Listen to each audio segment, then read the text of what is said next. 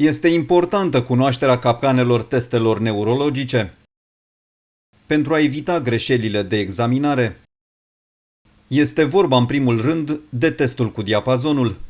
De exemplu, dacă lovirea diapazonului este prea ușoară, nu se generează vibrațiile adecvate și evaluarea neurologică nu este corectă. Diapazonul trebuie prins de capăt pentru a permite generarea vibrațiilor adecvate. În evaluare trebuie ținut cont de valorile și pragurile dependente de vârstă. În caz contrar, nu este posibilă evaluarea corectă a sensibilității vibratorie. Este important să țineți cont și de localizarea examinărilor. De exemplu, la articulația interfalangiană a degetului mare se aplică valori standard diferite de măsurătorile efectuate în alte puncte. Pentru examinarea reflexelor, trebuie știut dacă ciocanul pentru reflexe este suficient de mare pentru a se putea aplica oscilația și forța corespunzătoare. Este important să vă asigurați că monofilamentul este schimbat la timp.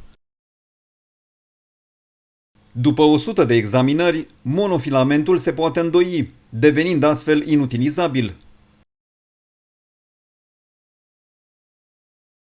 Din motive de standardizare, este important să utilizați în examinare scoruri validate, precum scorul de dizabilitate în neuropatie. În caz contrar, toți ar avea propriul diagnostic de neuropatie și, evident, nu ar exista standardizare. De asemenea, nu orice durere resimțită de persoanele cu diabet este durere neuropată.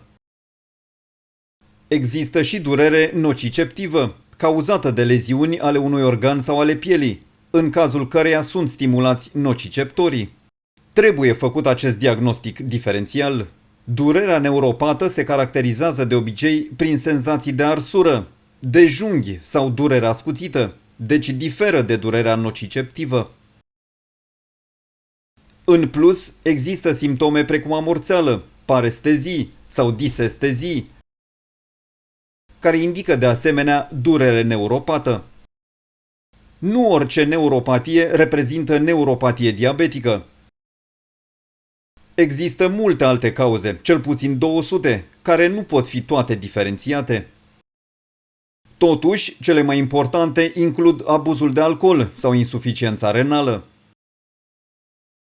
Există și gamapatii monoclonale, care pot cauza neuropatii. Este important să se diferențieze și un posibil deficit de vitamina B12. Există o gamă largă de medicamente ce pot declanșa neuropatie, precum citostaticele. Vă invit să nu subestimați neuropatia diabetică. Doar prin diagnosticarea precoce și la timp a neuropatiei diabetice este posibilă evitarea complicațiilor grave sau inițierea tratamentului adecvat.